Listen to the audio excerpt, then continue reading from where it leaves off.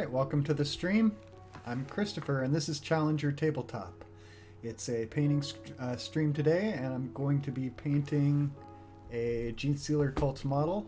It's actually a Rogue Trader model that I'm going to be using as a Brood Brothers Genestealer Cults Primaris Psyker. So let's take a look at the model. I have a video of it on a spinner here.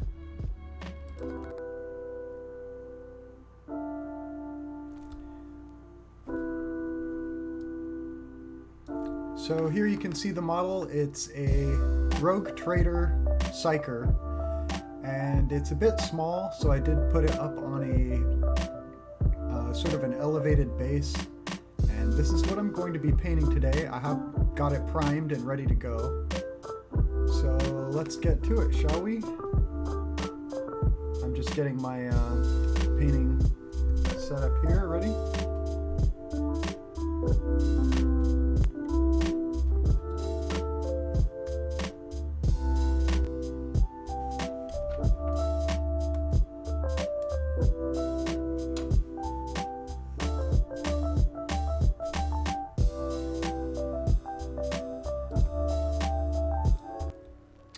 Alright, here we go.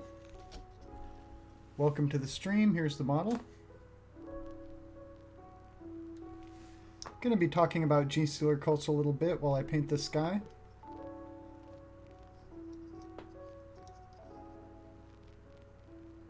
Should be a lot of fun. I've been looking forward to this for a while.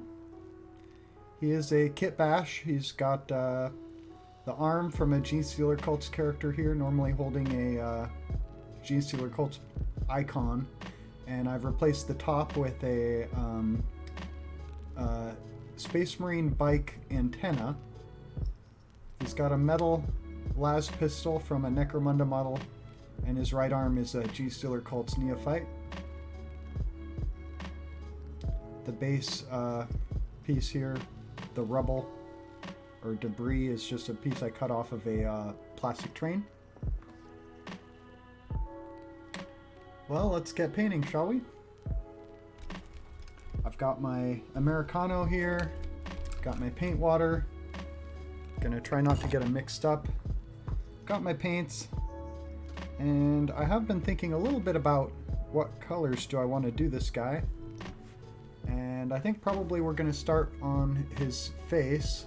I have a Screamer pink I'm gonna be mixing with white, and that's how I'm going to start. Actually, I think I'm going to start with just Screamer Pink to get kind of a base coat on here. And welcome to my first painting stream. My name's Christopher. I'm in Portland, Oregon. And I thought while I'm painting this guy, I'd talk about Genestealer Cults, talk about my background in the hobby, what I like about the faction, that kind of stuff. Looks like the mic is working, I hope. Let's double check. Yeah, looks like it's functioning. Alright, well hopefully the stream is working properly. It's my first time streaming on Twitch. Pretty exciting. I'm a little nervous. Gonna try not to have too much dead air. Kind of funny there. And let's see, I did get some encouragement from Dr. Rhino here on Twitch. He's another painting streamer. Invited me to the Discord. Something I should probably think about setting up for this channel. And yeah, let's see if I can power through this guy in like an hour. Shouldn't take too long to paint him. I do normally batch paint. I'm not super used to working on one model at a time, but I have done plenty of single models. Of course, I will run into the problem of having to let some areas dry while I work on other areas. Maybe we should go a little closer here. But you can see I just got some Screamer Pink on his face. Once that dries, he'll look better, I hope. Alright, well let's go on to his pants. I'm going to be using gray and then put probably a black or brown wash on that. Oh, I did want to show you guys, here's another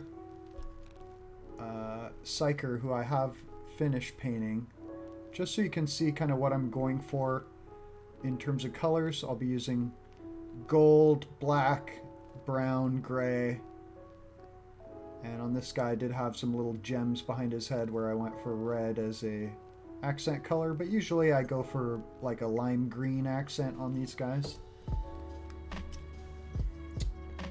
Alright, let's get some gray mixed up. Start with some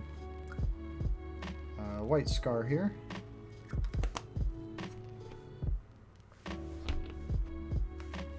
And, oh, a little bit of Abaddon black.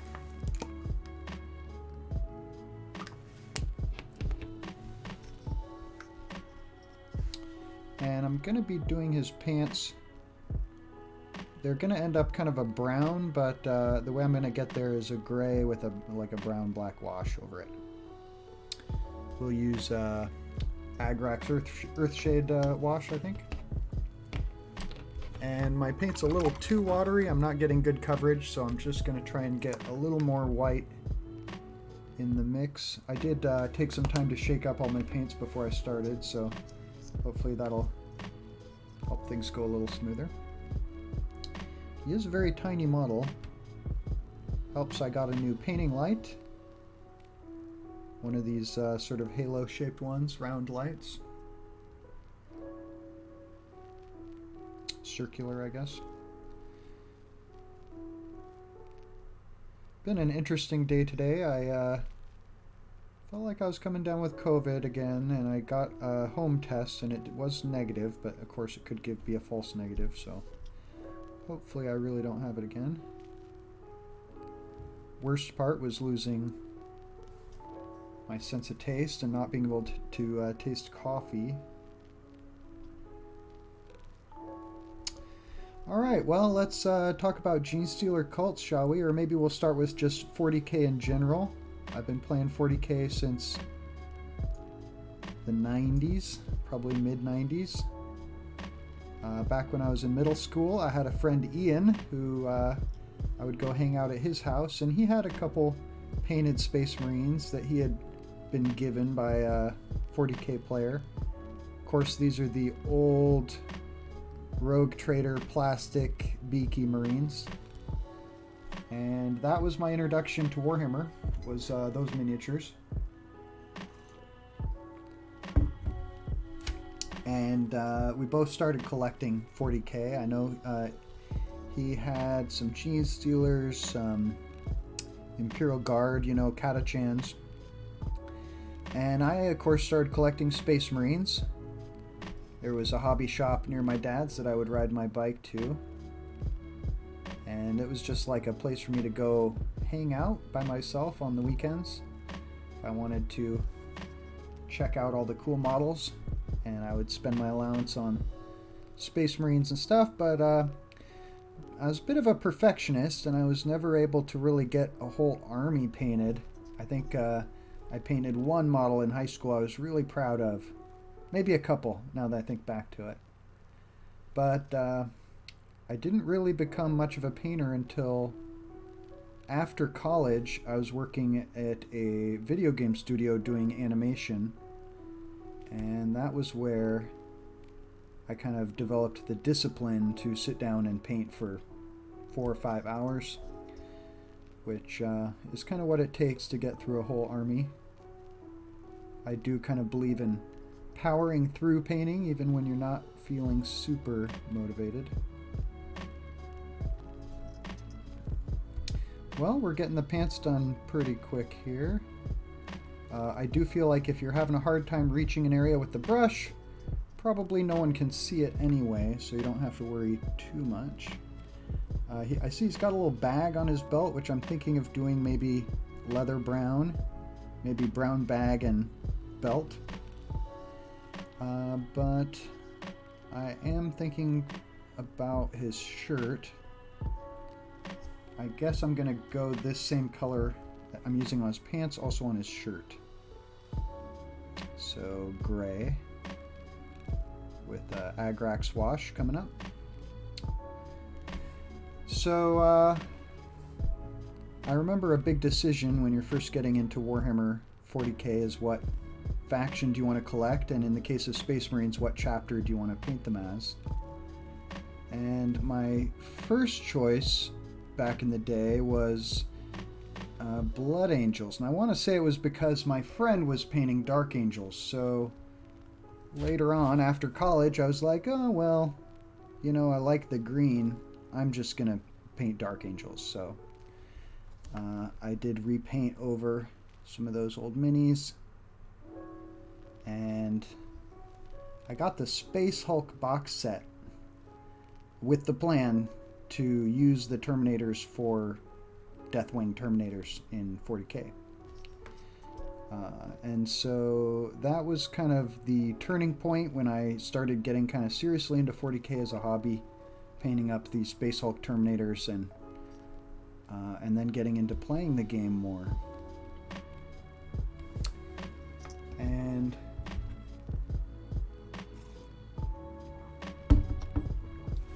since then I've played quite a bit. If I had to estimate how many games of 40k I've played, probably somewhere between 50 and 100 games of 40k now. And the last few years, I know a couple years ago anyway, I was got in the habit of making a New Year's resolution to play 12 games of 40k a year, to try to play at least once a month, get to enjoy all the time I put into painting my miniatures.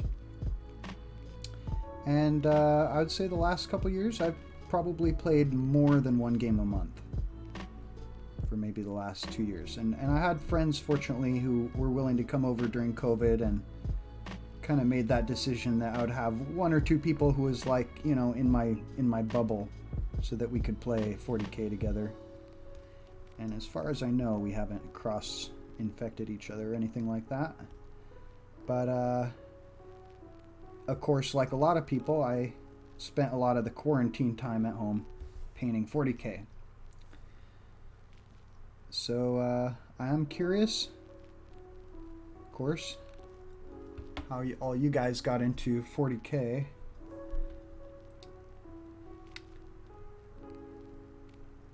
I started with Dark Angels once I got back into the game, and then I was working at Starbucks, and I had a coworker sort of overhear me talking about Warhammer and say, oh hey, I've got a box in my parents' attic, do you want it? Of course I'm like, free 40k, why not? That's looking pretty good. Zoom in a little bit here.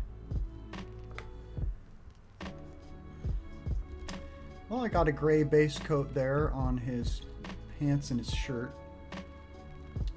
What's next? Maybe gold? Well, his vest didn't get primed very well. I think I'll put a little more black on there. So I had a coworker tell me he had some 40k in his parents' attic, and I was welcome to it. And I took him up on the offer, and that he said it was dark something. And so, of course, I'm thinking it's going to be Dark Angels, which is what I play. But I was surprised then when he showed up with Dark Eldar. And apparently he had just kind of thought the game looked fun, but then never really had the motivation to assemble the models or paint them. Maybe he was never really into the idea in the first place. And so that was the start collecting box set of Drukhari, or Dark Eldar, from back when they first went to plastic.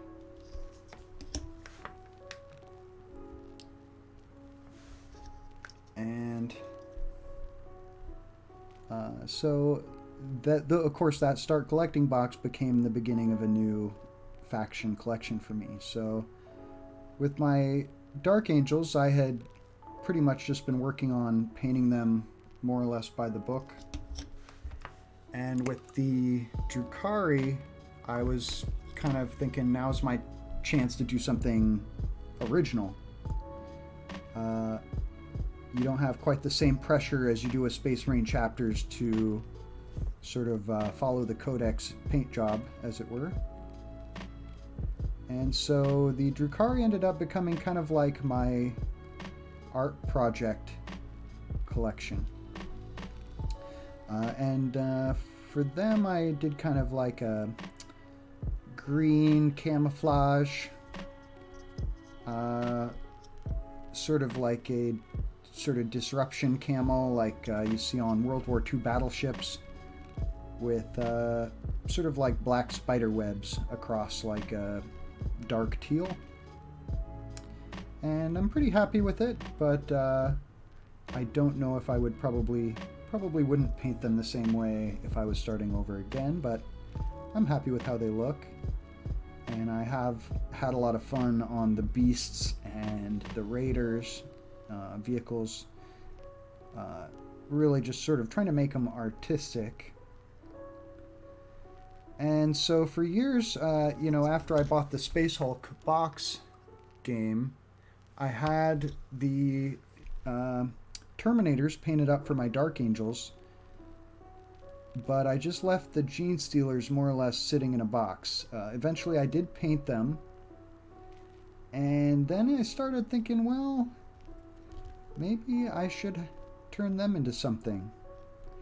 And so I pretty much had to decide, do I want to make them into a Genestealer cult's army or a Tyranid army? Now, I already had a friend who played Tyranids, which did help me make the decision, but I decided to start a Genestealer cult's army, and I really have enjoyed it. The reason for me starting it was pretty much just to have something to do with those Genestealers that came from the Space Hulk box. And I also had a Necromunda gang of Vansars, the old style. And I thought, well, maybe I could, incorporate them somehow. I had been using them for Space Marine Scouts, but I ended up changing them into Neophytes. Genestealer cults hybrid neophyte hybrids. So that was kind of the beginning of the army, and since then I picked up a bunch of neophyte hybrids off eBay used and kind of reconditioned them, and then I started kind of getting into more conversions. I had converted the Necromunda Vansars to be neophytes. Of course, there's a lot of converting Astra Militarum characters to be Brood Brothers, so I've been doing that. And I got into painting some Leman Russ and other Astra Militarum vehicles to join Brood Brothers as well. I got a squad of the Acolyte hybrids and a few characters, and that's kind of how my Genestealer cult started getting built up. I think I can go ahead and start putting a highlight on his face now. I just have to be careful not to get the paint too watery, because I don't want it to pool in the recesses if it's a highlight.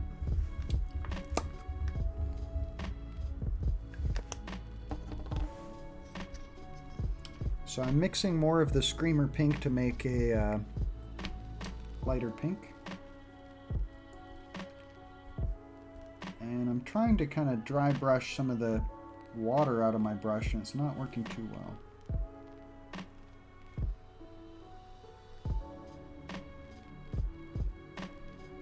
I think this will work. It's a little watery.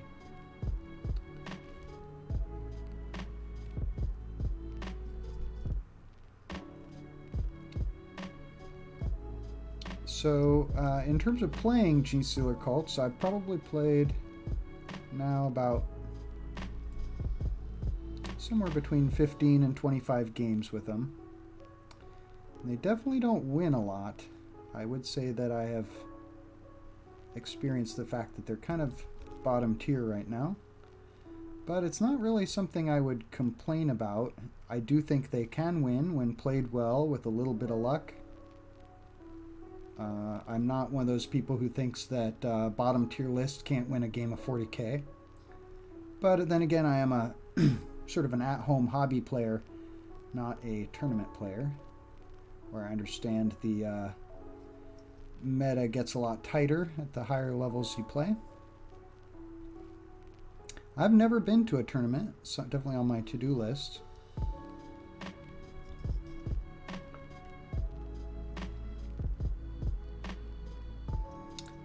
And part of the reason is just because, you know, I want to have a good time when I play 40k, and I appreciate when you play as a hobby at home. If you don't have a good opponent, you don't have to play him again. In fact, you don't even have to finish the game. But, you know, it's not likely to happen because you're kind of, you know, playing against your friends. And, you know, I kind of guess I have a little bit of sort of tournament anxiety. I don't know why. Like, if I don't really care if I win, you would think that wouldn't be an issue. Well, I am going a bit brighter than I kind of intended with this face here, but I'm going to come back and add a Karaburg Crimson wash later, which is going to darken it up. So I'm actually pretty happy with this. Looks like I picked up a little bit of black paint off his cloak there. See if I can fix that. Trying to get the color nice and bright. With these guys, because I've gone so... Well, I guess the reason I went so dark on the clothes is because I went so bright on the skin. The pink skin really ends up being kind of the highlight of the model. And so I went with dark color for the clothes as contrast. And hey, we're flying along. Not super happy with how the face is looking. I would have liked to have my brush just a little drier, but it's all right. The wash is definitely going to help to tie things together there. See if I could get a little more paint on his chin.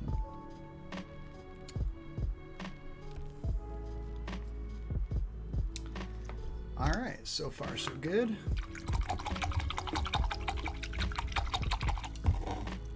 So I guess after playing Dark Angels, or collecting Dark Angels and Drukhari and then Genestealer cults, most recently I've gotten into Orcs. And it was not a faction I ever thought I would collect. But I've always had a great time playing against Orcs. I recognize they're a fun faction to play against, which is a reason to play them.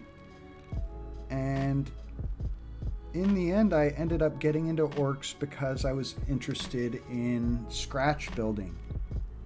So I started looking at lots of people's scratch built Def Dreads, Stompas, Killicans, and thinking that looks like a lot of fun.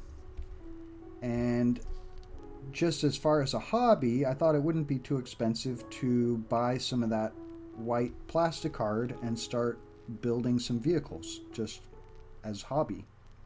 And that if at the end of it I had a whole orc army of custom scratch built vehicles, that would be pretty cool. And you know, I'm not expecting that scratch built vehicle army is necessarily going to be welcome at every tournament or Games Workshop store, but I already had other collections for that, so this would just be something for fun. So I was talking about the idea, and I started building some grot tanks as a way to start. I actually planned out a whole 2,000 point list of vehicles. And I had an old opponent who saw some pictures on Instagram of the grot tanks and said, hey, cool, you're starting orcs. I've got a whole bag of orc infantry. Do you want it? And, you know, how do you say no to that? So he gave me a plastic bag with about, I think it had, how many? had to be between maybe 50 and 70 plastic orcs in there. There was the war boss from Assault on Black Reach, an old metal Meganob that I converted to be a mech in mega armor. And that was a real shot in the arm for the orcs. So it started out as almost like a free project between the miniatures I got from my friend and the scratch building, you know, not counting the plastic card, which is of course not free. But it still was pretty inexpensive compared to buying a whole bunch of brand new kits. I think let's go for some silver on his gun next. So orcs have been a lot of fun. I got a nice Amazon gift card and decided to spend that on Gazcoal and a Stompa. So now my orcs are really pretty cool, pretty serious collection. And they're maybe one of the armies I'm most enjoying painting, kit bashing, and playing right now. Although I still love all the factions. I feel like Space Marines are so, you know, everybody plays Space Marines, so if I had to pick what's my main army or what sets me apart, probably my main army might be the Drukhari. But it's really hard for me to pick. I love them all. And am I a Games Workshop fanboy? Maybe, a little bit. I do think that I don't have a lot of complaints about the management of the company like a lot of people do. I can't afford the models, but I don't complain about it. I just go broke in a fun way. I'm trying to leave some of the gun black. I want it to kind of look like it's a metal gun with some black plastic kind of body housing on the top. So something kind of like that. Maybe I'll try to pick out this little cylinder here. Now that I've done some kit bashing, I sometimes am working on these models and I'm picturing the plastic and green stuff that the guy actually used to scratch build it in the first place, the sculptor. Alright, like I assume this little metal rod started out was just a piece of plastic. Rod. Alright, well, come along. I'm thinking the thing he's standing on is going to be metal, and I do want to dirty it up a lot, but first I'll get some silver on there.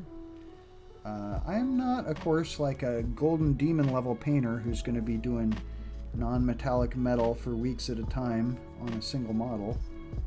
I do try to knock them out pretty quick. I'm mostly focused on getting my miniatures on the table so I can play, but I do enjoy the painting, and I do actually have a art degree. I remember once I showed Warhammer miniature to my high school art teacher, who was totally unimpressed. I think he kind of feigned interest, but I'm sure he was disappointed I wasn't pushing myself more artistically. And to some extent, you know, I am doing that. I started painting plasma glow, where I used to just paint silver plasma coils like they're like a metal radiator, which is kind of what I imagine they are. The whole idea of like a gun with a glowing window doesn't make a lot of sense from a strategic stealth kind of perspective, but from a miniature painting point of view it does look cool. And boy, do I love all the LED lit miniatures I'm seeing now. That's something I've definitely been thinking about learning how to do, although then I feel like I'd have to add it to all my vehicles. And it's just one more thing I probably can't afford right now. But I have picked up a lot of new models to paint on stream, so I'm definitely not going to run out of stuff to paint anytime soon. I'm going to be streaming Wednesday, Thursday, Friday for anyone who wants to join me. Well, he's coming along. This is a base coat. Let me take a sip of my Americano here.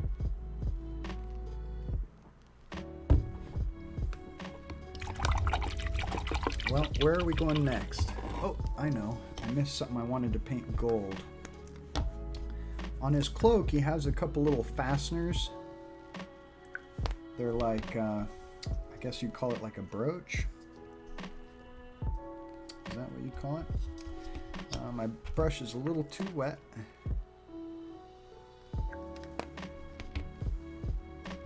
Let's try that. So let's see if I can zoom in on these things a little bit. So they're hard to see. Yeah, there you can see them. But it does have kind of a raised point in the center that looks like it could be a gem. So I'm thinking actually what I should do is, after I paint it gold, come back and hit that center part and pick it out with a gem color, which is an opportunity to have a different highlight color on the model.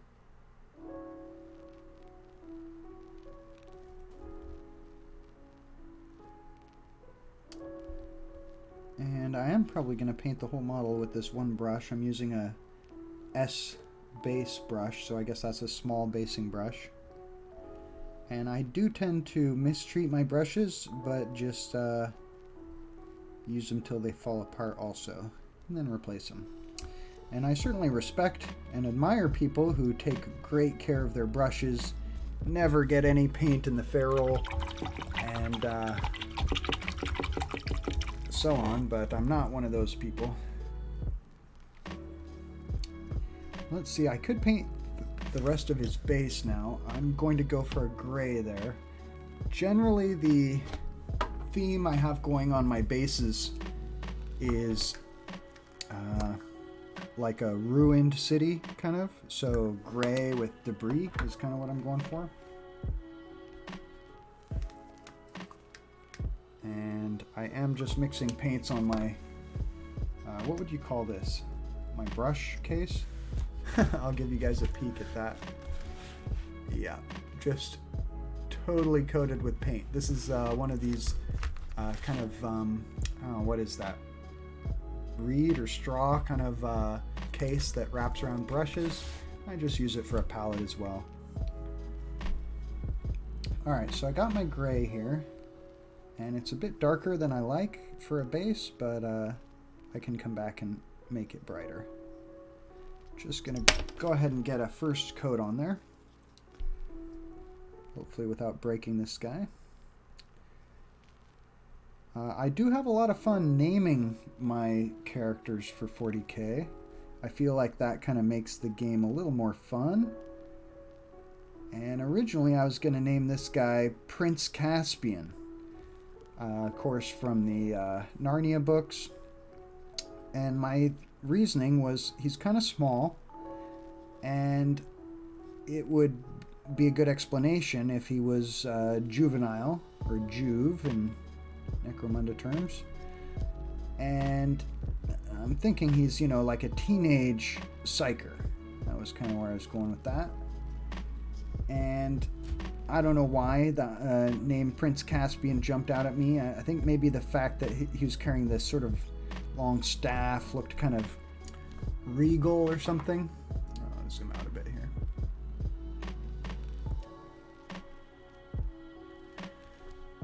Yeah, he looked like royalty maybe with this staff, you know, sort of imperious. But I came up with a better name. Tetsuo, of course, from Akira.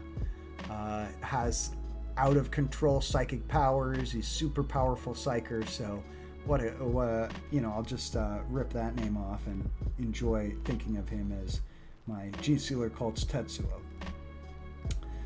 Alright, well, he's coming along. Got a little bit of gray paint on his base. I'll add another layer soon. The silver debris he's on is looking alright.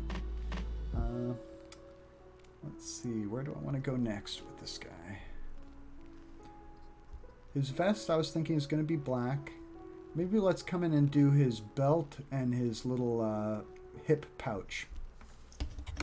So I'm going for a brown, which now that I think about it, is one color I did not get out of my box. Let me look for my brown. Could I be out of brown?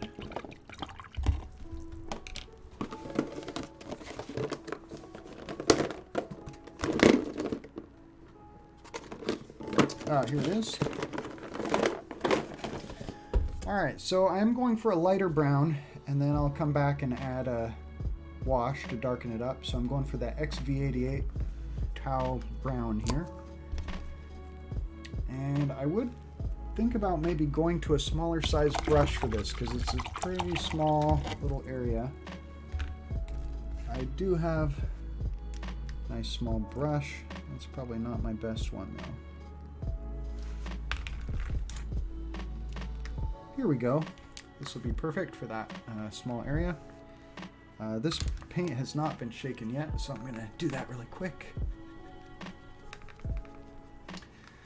Well, so what do I like about Genestealer cults? Because I do quite enjoy them. And I think one thing I do like about them is that they're bad guys. You know, so many people play Space Marines or Imperium in Warhammer that you get a lot of games that are like Imperium versus Imperium. And that's fine, but I feel like narratively it's not quite as much fun as Imperium versus Xenos or Imperium versus Chaos. And so I like collecting these sort of bad guy factions because you get these sort of fun thematic games. And Genestealer cults are a little bit of a joke because, of course, they're rebelling against the Imperium in favor of aliens that are just going to eat them along with everyone else. And that's okay. You know, Orcs are also kind of a joke and yet fun to play. And fun bad guys. So I don't mind that. As far as them being bottom tier army, I wouldn't mind seeing that change, but it doesn't really bother me. Like, you'll see people who don't like the rules and they say, oh, well, I'm going to sell my army. That's not me. I started playing Drukhari when they were, or Dark Eldar, when they were bottom tier. And it was kind of a point of pride among the Dark Eldar players back in the day that they could win games with such a difficult to play sort of glass cannon type army, and where you're often outgunned, fighting against people with better armor, better toughness, more wounds. I guess that was before 2-wound Space Marines, but still it was an uphill battle. And then when Drukhari got balanced, maybe buffed to the top of the stack, part of the problem that for the game, or for the meta, was that all the Drukhari players were experienced at playing pretty much with one arm tied behind their back. So I appreciate that playing a bottom tier army gives you an extra challenge that kind of makes you a better player. At least that's how I try to look at it. All right, we got his belt painted up. Pretty happy with the gun. I could do a little cleanup on it because I did stray a bit with the brush. Now I have the smallest brush here. That'd be a good use for it.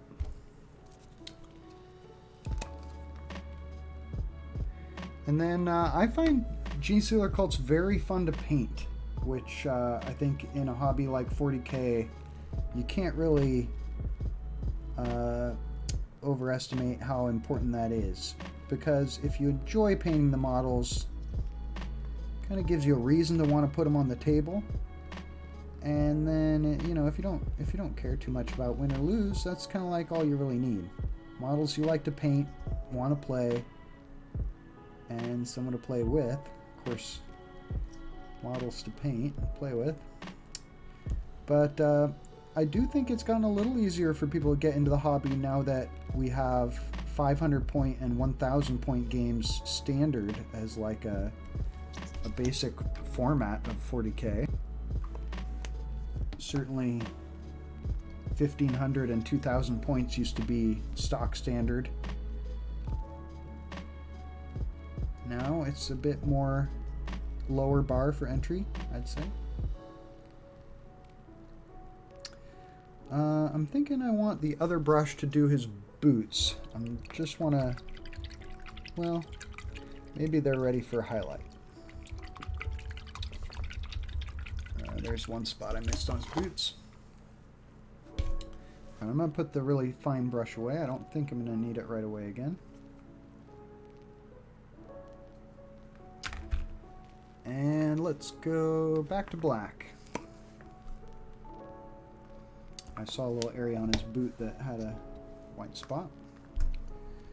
Right there. Well, we are kind of flying through this guy.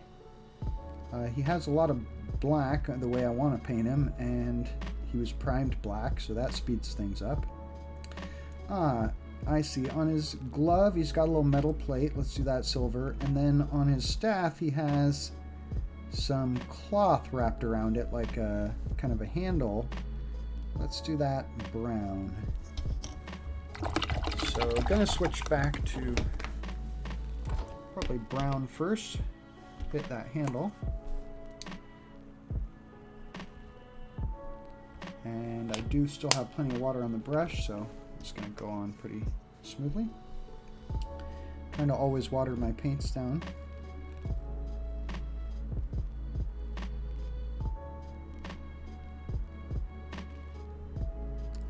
I'm curious if there's a lot of other Genestealer Cults players out there looking forward to the Codex like I am. I know we've been talking about it in the Genestealer Cults Facebook group. I put a couple polls out there in terms of like what units would you like to see for Genestealer Cults? What if Genestealer Cults had as many units as the Space Marine Codex? What kind of stuff would you like to see? And one place that Genestealer Cults do struggle, I have to say, that most people don't really talk about is anti-air. The cult really seems to be pretty lacking in anti-air weapons. And that is one thing that I think has been a bit overlooked by Games Workshop. Of course, Genestealer Cults can take almost anything from the Astra Militarum Codex, and I'm sure there's some good anti-air options in there. Maybe I should take a look myself. I have gotten some really fun Astra Militarum stuff for my Genestealer Cult recently. The most exciting of which was a Baneblade, my first super heavy tank. I picked it up used on eBay, and I painted it in kind of a Mechanicus red. Maybe I'll tell you guys the background of my cult. So narratively, I've been hosting Games of 40k in kind of a narrative campaign for probably about 10 years now. I think let's hit the gun with some more silver and his glove. So in this campaign there's a planet, or I guess a moon, called Transcendence, which was kind of created to be like a garden world with an imperial shrine. And as the sort of narrative developed, we figured out it was like the sort of richest moon in the system, where all the wealthy people would probably move and live in the nicest hives. And the system, we called it the Icarus system, is kind of set out in the remote western fringe of the galaxy. So probably not in super close contact with a lot of other systems. Kind of a remote star system.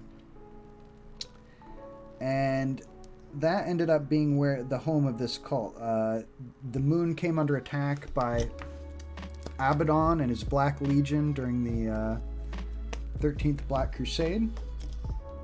This was a narrative that developed as my friend was playing Black Legion and I was playing Dark Angels, so we had like a best of 5 game series to determine the fate of this moon. And my friend really dominated in the games. I think he won, I think he might have won 4 out of 5 games. And so the last game was the planetary populace was trying to evacuate, and the Black Legion is attacking the spaceport as all the evacuation ships are getting ready to take off. And if he won the game, the sort of narrative result was going to be that the Black Legion actually captured the escape craft and more or less abducts, 90% of the population of the planet.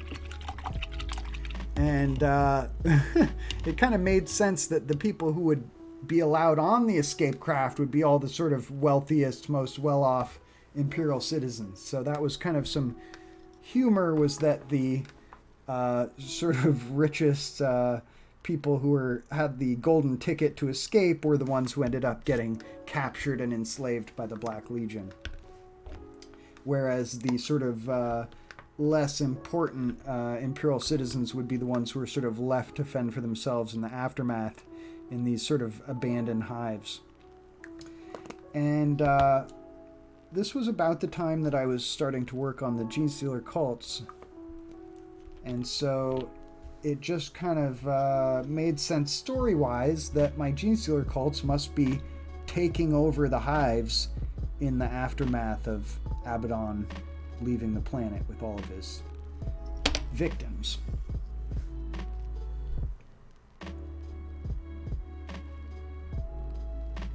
And so we played a few games like I guess maybe that was the time that we decided to insert like a 100-year gap into the narrative of the campaign setting. So Abaddon's Black Crusade had rampaged through the system. One of the planets had been hit with a zombie plague and everyone turned into zombies. Agri-World, like a farming planet, was got similar treatment to Transcendence, where Abaddon abducted most of the population. And it kind of reverted to like a feudal government system as basically the strong were running the show, with people sort of struggling to survive. And we figured that over those 100 years, the Genestealer cult sort of swelled to power on Transcendence. And so that's the Genestealer cult army that I've been collecting, narratively, is the one that has taken over this moon. And so I call them the Cult of Transcendence, which is a little bit kind of facetious or ironic, like they're transcending their humanity, becoming something greater, but also, cursed to sort of a living hell, as they're all slowly turning into Genestealers. And I suppose, every 7th generation of Genestealers looks more human again. So presumably you have these sort of humanoid characters I'm painting, like this guy, are 7th generation Genestealers, who have again become almost identical to humans. And without the Imperium coming by to sweep up all the Psychers, you've got probably an explosion of psychic power and Psychers being born in the system. And plus you have the whole Psychic Awakening kind of campaign in the greater 40k universe, so fits in with that a bit.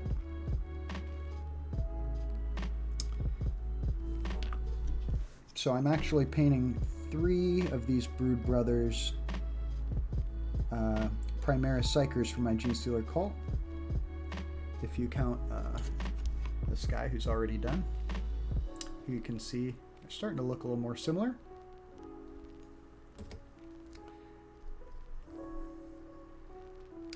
I'm pretty happy with how this guy's coming along. Just a quick little paint job. Oh, okay, let's start on his hands and wrists. Oh, I do still need to hit that armor plate. I'll do that real quick. Well, maybe I'll come back to that while I'm letting some other stuff dry. I'm going to go for a pure white here, and let's see. Instead of white scar, which is just a layer paint, I think I'm going to go with Pallid Witch Flesh. It's also a layer paint, but it coats a lot better than white. It's like an off-white. I would call it like a very light, slightly warm gray. And I am running out of it, unfortunately, but I think I've got enough. So I use white on my Genestealer guys for their chitness armor. So anywhere that they have armor plates on their wrists, shoulders, arms, upper arms, I use a white. And my reason for that was I wanted them to kind of have like an albino look, like they'd been in the dark on a Space Hulk or in the sewers of a hive where there's no light, and just over time they've become albino. That was kind of the look I was going for. And with the pink skin, I wanted something like kind of human, but noticeably alien also. So the sort of Screamer pink is not exactly a humanoid flesh color. And the fact that it's a little bit kind of bright can serve as the kind of highlight color for the mini. Is just an added plus. Well, that might be about good for a first coat on the white. I'll probably want to come back and give it a little more as it dries. The white is going to be kind of fade away among all these grays and stuff. It's not going to stand out a huge amount. The pink is really going to be the color that jumps out to the viewer. I should have done his hand at the same time I was doing his face, but I didn't quite notice that he had no glove on that side. Or rather, I forgot. So here we come to do the hand. Screamer pink again. And I do want to get that part of the wrist that's not armor.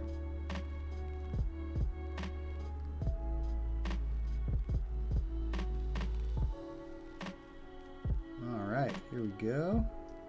Going on pretty easily. So,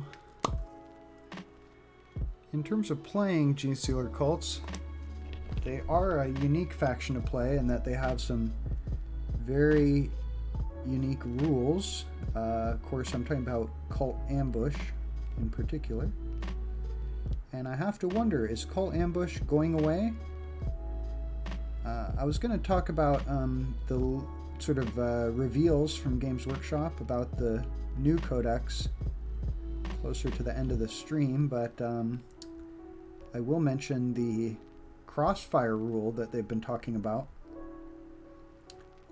where if you have a unit of Genestealer cults that gets 5 hits on a squad, and I'm pretty sure those hits don't even need to wound, you just need 5 hits, it sounds like. Although I have to refresh myself on the rule. Then other squads get a +1 to hit. And this was kind of like the rule you got from a Kellermorph. Kellermorph had a rule where if it scores a hit, or maybe it scores a wound on a model or kills a model, something like that, nearby cult squads get +1 to hit. So it seems like they sort of liked that mechanic, and they're making it more like an army-wide ability, which I'm fine with, but it makes me wonder if Cult Ambush is going away, which is where Genestealer cults can place their units down as blips at the start of the game instead of actually deploying the models, A lot of times I just forget that rule. I start deploying my army and I forget all about the blips. And maybe that's why I don't win a lot of games. Because if you use the blips properly, they can give you some extra protection turn 1. Not letting the enemy move right on top of you. And then getting to reveal the units to be where you want them based on where your opponent moved. Alright, what's next? I think we're going to hit the glove with a little bit of silver there. Just the armor plate on the back of the glove.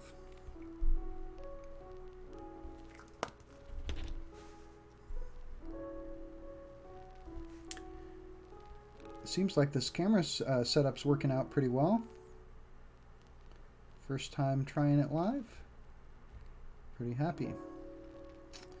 Alright, there's an armor plate on the back of his glove. Just sticking with mostly neutral colors, except for the skin and of course the gold. Those are kind of my highlights on this guy. But let me pick out a color for his little gems on his brooches. I think I'm going to do red and orange. Kind of like the other guy. And is this a job for the smallest brush? Probably. So here we've got some Wazdacker red. And I'm trying to get kind of a blip of red on the end of my brush. Let's see. There you can kind of see that. And I want the paint kind of thick on there so I can daub it on all at once. That works. Not bad. Okay, let's zoom in so you can see what I'm doing there. Trying to hit both of those gems with a little bit of red. Idea being that he's got like a round gem on a gold kind of was a brooch. I think there's another word for something that holds your cloak on. I guess you could call it a clasp. All right, let's rinse this brush. I think I'm going to go ahead and highlight that while I'm thinking about it. Going for a Wild Rider red here. And this time I don't want to have as much paint on the brush because I'm trying to add a highlight to the red, not totally paint over it. I'm afraid I wasn't super accurate with that first shot. No, not bad. Okay, get him in focus again there. I'm thinking his belt is probably ready for a second coat, especially while I have the super fine brush here. What am I using? It's a S layer brush. Seems like okay, so one's a base, one's a layer, and they're both small. These are my two favorite brushes. Small base and small layer, and I think it's pretty much like all I use, unless I'm painting like a vehicle or something really big. Okay, I got some paint. It's pretty well watered down. That's giving me some nice coverage. Looks like his bag has a little button on the front. I'll probably try to hit that with silver or gold. Probably gold for this guy because he's such a VIP. The Primaris Psyker here is an Astra Militarum HQ choice who is also a Psyker.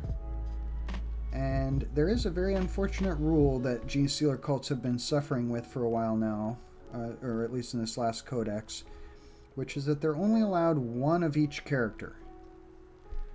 And I'm painting 3 of these, or one of each cult character. I'm painting 3 of these Primaris Psykers, and I believe you are allowed to bring 3 because it's a Brood Brothers character, not a Genestealer cults character. And they do kind of make that distinction with keywords.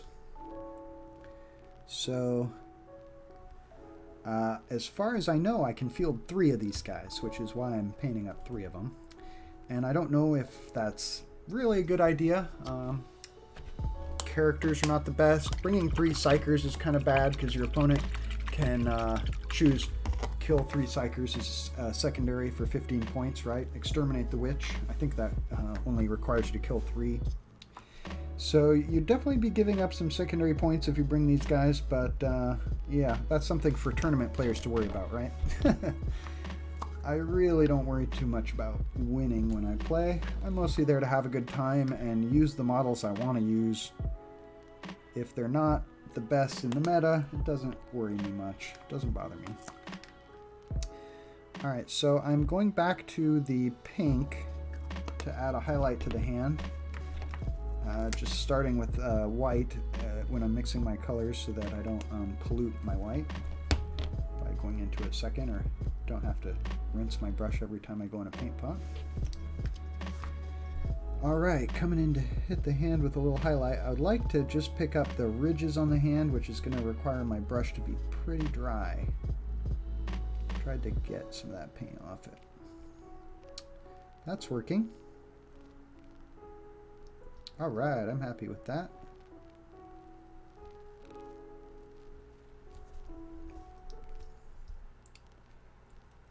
So, model's really coming along. I think I'm approaching the point where I could start to apply some ink washes, and that is where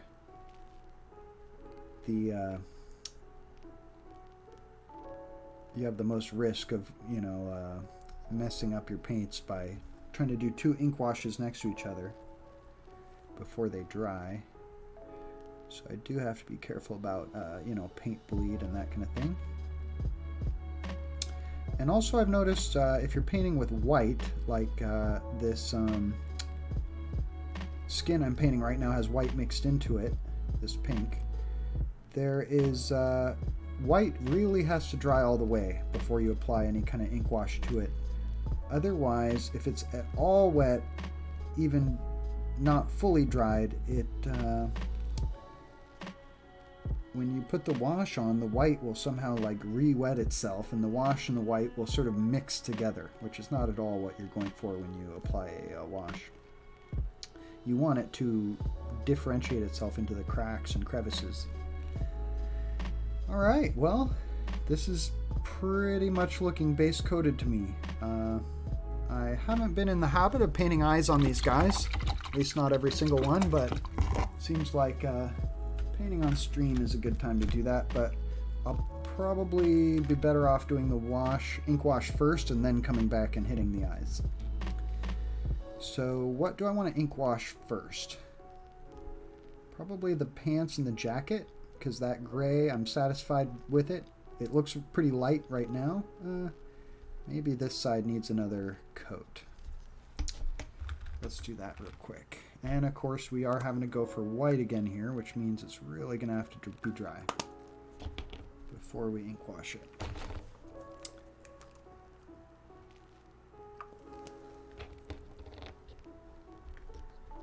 Okay, hitting this shoulder again.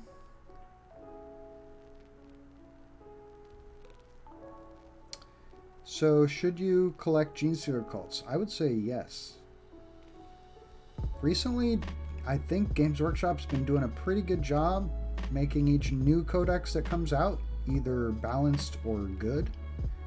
And the fact that Genestealer cults have a new codex coming out at the end of the year, or maybe first thing at the start of next year, is going to be good for them. I'm sure of it.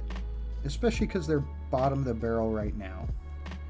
I don't think they're going to mess it up so bad that they get worse. Although it's possible. We'll talk about some of the announcements in a second that might be bad news. We'll see. Alright, well I think we are ready to do the first wash. Now I want to make sure I'm washing a section that doesn't have any other colors next to it. I was going to wash the head first because that's been drying a while. But I'm thinking maybe first I'll do the gold, because that's definitely dry. Metallics even dry pretty quick. when you look at models super close up, you always notice all the spots that you failed to shave or trim or whatever. All right, so I'm thinking maybe I should come back and hit this brown again. I think it needs it. All right, so putting a second coat on the handle of his staff. Real quick here.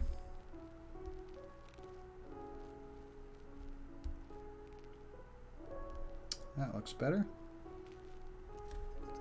This model is going to look a lot dirtier and darker once I put the washes on, so I can go bright for now. It's not going to stay that way.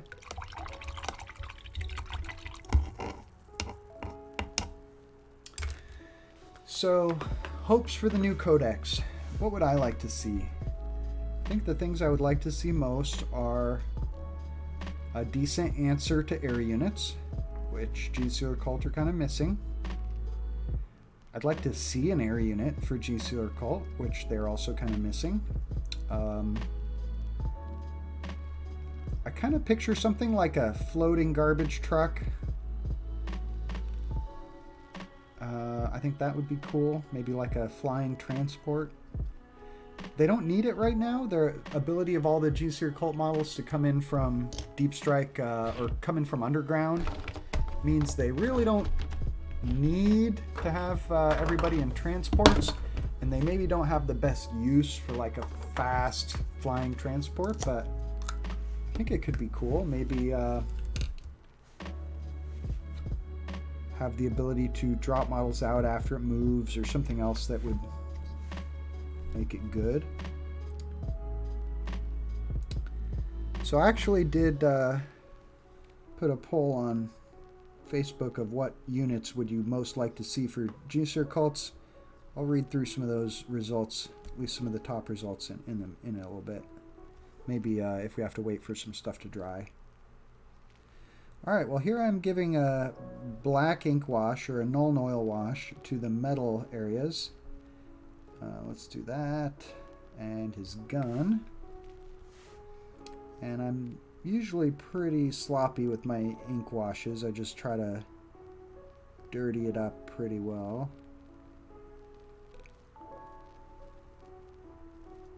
I'm fine if the gun kind of reads as black.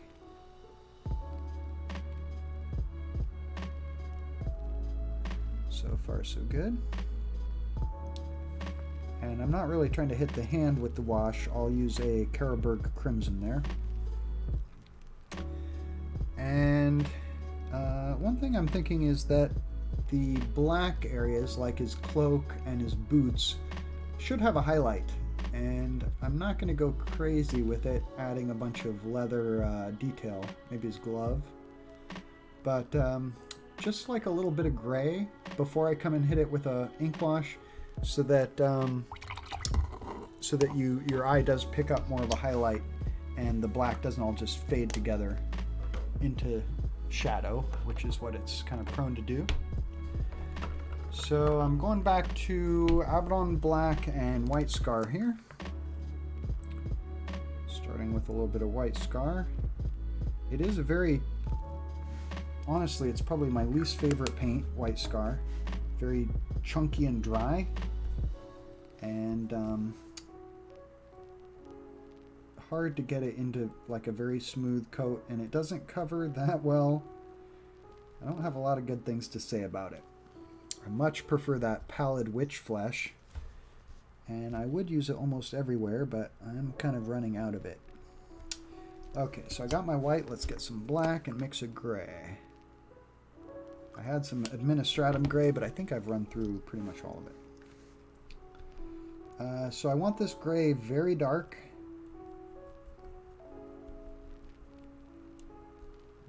It's a little lighter than I was going for, but it'll work. And this is a highlight, so I'm just going to try and hit kind of like the upper surfaces of his boots and cloak. Kind of like a dry brush would be maybe better here.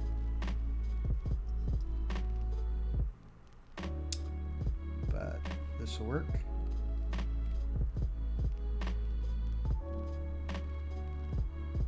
You can kind of use the side of your brush to hit the raised edges.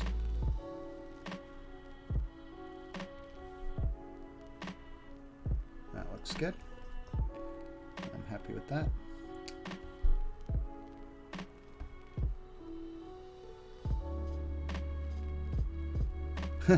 One thing I would like to see in the new Genestealer Codex, a couple things. One is you have a cult trait, kind of like a chapter trait that, you know, pretty much any faction now has sub-factions. And your Brood Brothers don't benefit from it. So it'd be nice if Brood Brothers benefited. For instance, the cult I play is Twisted Helix, and their trait is +1 strength. So it's nice having your neophytes and your acolyte hybrids having +1 strength, putting them up to strength 4 in the current codex. But it would be great to have your Brood Brothers get that too. I think they should, because they seem to be, you know, infected with the same Genestealer strain. So it makes sense they would get the same buff, but they don't. So that would be nice to see in the new codex. And then the other unit that really misses that buff is the Genestealers themselves. It's kind of funny that the Genestealer cult has worse Genestealers than Hive Fleet Tyranids. I would kind of expect that Genestealer cults would be like the best Genestealers, because it's like in the name of the faction. But they're still a decent unit. I do still use them in almost every game. They're kind of like a melee powerhouse that can really dish a lot of wounds out of deep strike with a lucky charge. And there's a few ways to get that charge closer in the current codex. Perfect Ambush and a Clamavus should get you d6 +1 inches closer to the enemy before you have to roll your charge. So you almost get to the point of a guaranteed charge with Genestealers because of that. And then of course they can advance and charge, so you also have the option of kind of keeping them back as a counter charge threat, where your opponent comes at you and then you have your Genestealers back behind a ruin or something where they can't be shot, and when your opponent gets close enough they come out. Okay, I'm seeing this guy has kind of like a little zipper down the front of his vest. I'm thinking I want to hit that with gold. He's a VIP, so he's got kind of gold trim everywhere. That's the idea.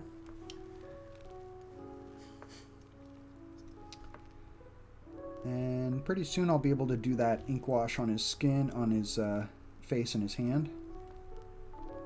Just want to give that pink plenty of time to dry, especially on his hand was the most recent. Maybe I'll do an ink wash on the base, on this metal thing he's standing on. That'll give the gray I just painted some time to dry. So I'm going back to a Nuln oil shade. I still call it an ink wash.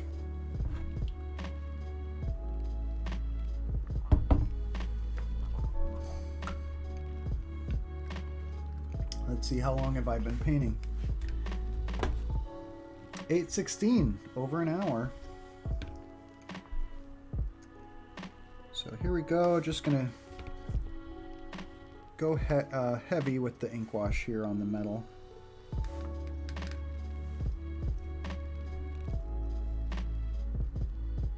And quick. I do get a little heavy-handed with my washes, which is a bad habit. This painting stream is going to be an opportunity to work on some of my bad habits and remind myself to be a patient painter, even though I am on a little bit of a time crunch here, trying to finish this guy in one sitting. Alright, well there's some ink wash on the base. And where do I want to go next? I'm thinking the gray clothing is next, and I could hit the belt and bag at the same time. But yeah, and then I'll come in and hit, well, no, I think first we'll do the little button on the bag. Definitely a job for my smallest brush here. And I think maybe at the same time I'll try to hit the zipper. So there's that little button. Maybe I should have been a surgeon. Alright, I want a little more paint. I want to kind of put a dot of paint on that, but maybe I hit it already. I guess that works. And let's see if I can get this zipper. It's not going to be super easy. Fine control needed for this.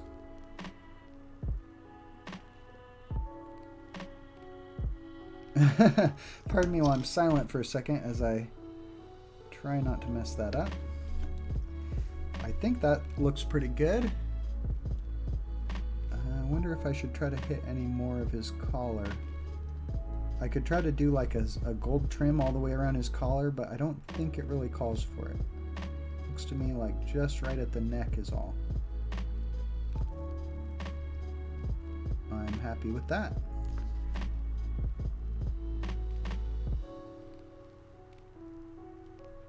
Okay.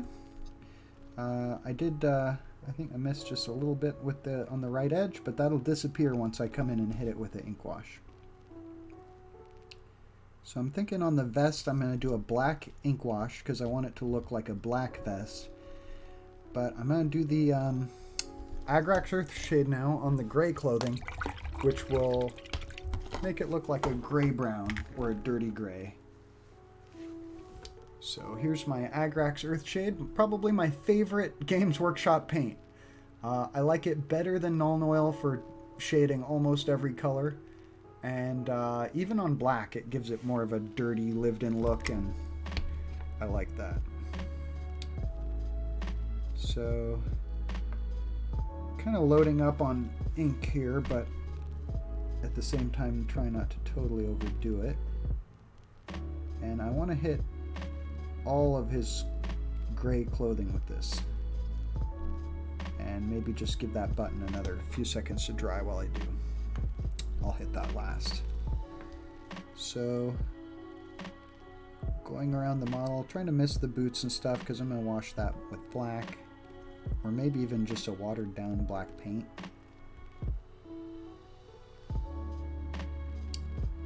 Hitting the side of his little bag. So I think we're going to have a lot of new Genestealer Cults players coming out when the Codex hits. Usually the Codex is a big power boost, and then you get a bunch of bandwagoners and people trying to use them to win tournaments. Hopefully somebody will. Boy, that would be interesting if Genestealer Cults jump to the top of the heap. And I'm very curious to know if they're going to keep their cult ambush rules, or if those are going to get a complete shake-up. Alright, well there you can kind of see the effect of the brown. It's going to change a little bit as it dries. It's going to kind of even out a little more. Right now it doesn't look perfect. Also going to hit this cloth wrap on his staff with the same Agrax. Might as well do that right now. Probably going to have to come wash that a couple times before it looks how I want it to. Alright, going for the other sleeve now, and I'm trying to stay off of his forearm and just hit the sleeve.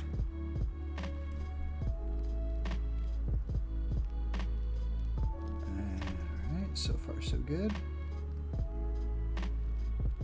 Yeah, I'm happy with that.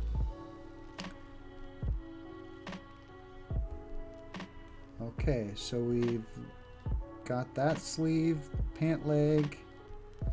That sleeve looks like I need to hit the inner side of the sleeve over here.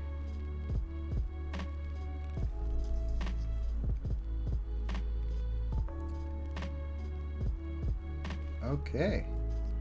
I think we are good on the first coat of Agrax. I'm going to come back and do a couple more. And, oh, I think we can hit that belt and bag now. Should be dry enough. Yeah, that. Okay. Let's take a look at a little closer up at this guy. You can see how he's coming along.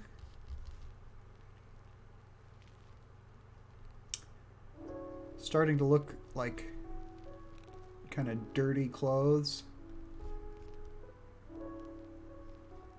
And I did do the wash on the gold. His staff. Brings out the details on the skull.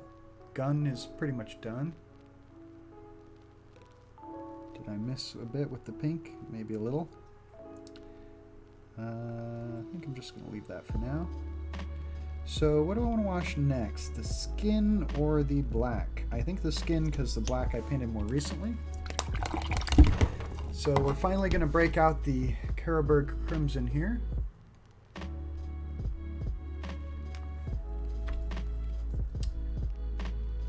And this is basically like a crimson shade, I guess. Kind of sounds like a name of a magic card. Alright, so crimson shade going on the face.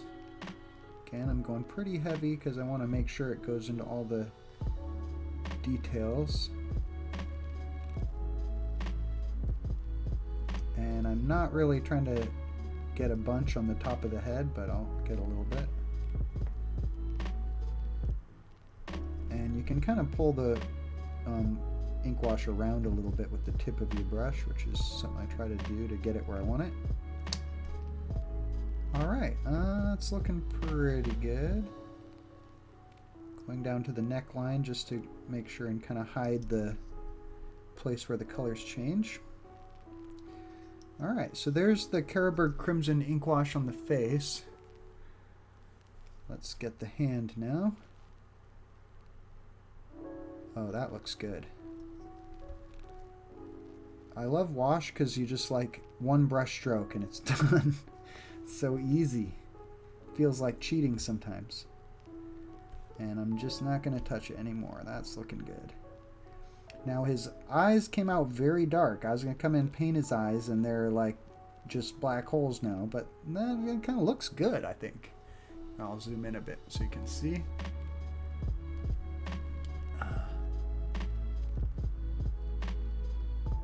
Kind of the rogue trader look. Back when models weren't quite as detailed. But I like it. Maybe I will pick out a little bit of that wash.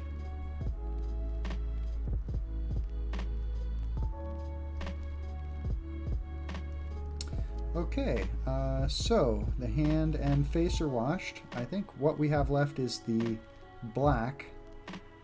And I do kind of want to let the black have another second to dry. It's got the white kind of mixed into that gray, and I definitely don't want to hit anything white with a, don't want to hit any whitewash with a, don't want to hit any white paint with a wash right away.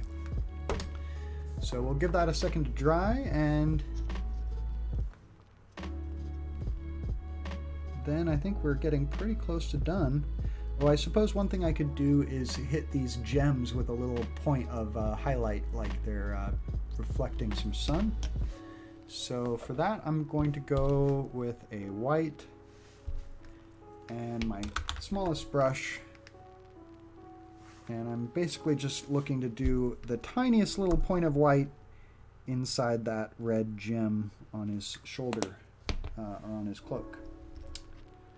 So I'm trying to get my brush to the finest point possible. Just kind of rolling it on my palette there. I'm just looking to touch it with one little point of white. There we go. I'm happy with that. And do I want to do an ink wash on his wrist where he has that white armor? Normally I do it like a Seraphim Sepia on white, maybe even a watered down. And so I think I will do that. Looks like what I thought was Seraphim Sepia is actually Reichland Flesh Shade. So let me grab the one I actually want.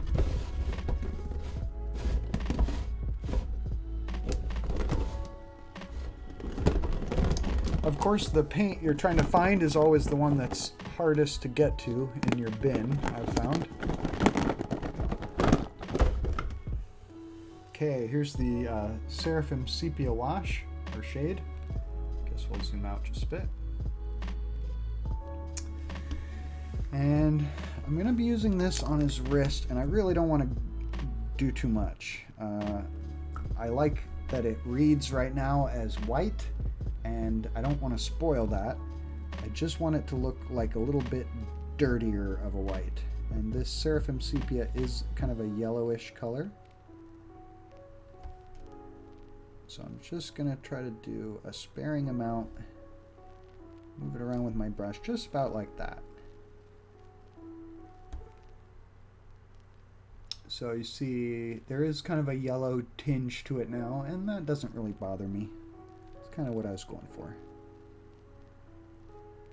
Next to the pink, hopefully it still reads as white. There you can see a little better the colors I'm looking at. Yeah, I like that. I kind of want every surface to look a little dirty. So where are we going next?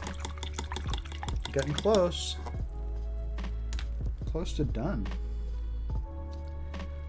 So I think next is going to be probably the black wash on the black and gray areas.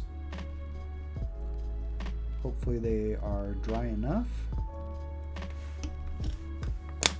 Let me find my Nuln oil. That's what we're going to be using for that. And I think I want my base brush again. So here we go, Nuln oil wash. And we're not totally done. I'm going to base this guy, but he's mostly based. I would put some white rocks on the base, but I'm actually running low on those. I might even be out. I'll look for those in a second. So here we are with the black wash, and what I want here is for it to look like a black cloak with some just slightly gray highlights kind of showing through. And I'm not getting that yet. It's still kind of reading as gray to me, not black. So, you know, there's always something that's not going to work out exactly how you imagined, and sometimes you kind of fight with it, sometimes you just accept it. The boot's looking good. This is more like what I was expecting this would look like on the boot.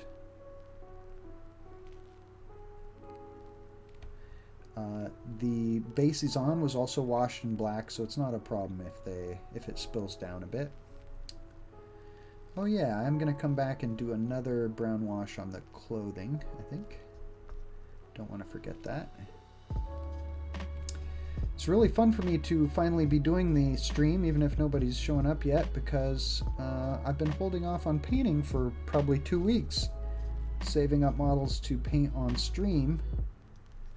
And so finally getting to scratch that painting itch, and also getting to, you know, have some of these models I've been staring at for 2 weeks get to be game ready would be fun. I should have done a highlight on the glove. I didn't really think of it. Could come back and do that. He's wearing one glove, which is kind of funny. You know, stuff happens when you're kit bashing. Maybe he can't hold his gun too well with the other glove on, so he took it off. Just trying to make himself comfortable. Do you guys ever make up little stories about your characters as you're painting them? A little narrative. So, I think I want to try to spread this wash out a little bit onto some of the gray areas to kind of darken them up. And this wash will darken as it dries. That is something that does happen also. Now, I could come with some black wash on his clothing and kind of make it a bit darker, but I think I'm only going to do it on the brown. I want that brown to be darker. Okay, now time for the vest. Let's not go overboard. Yeah, I like that. The vest has some nice detail with this kind of quilted pattern on it, which comes across very easily with ink wash. Really brings it out.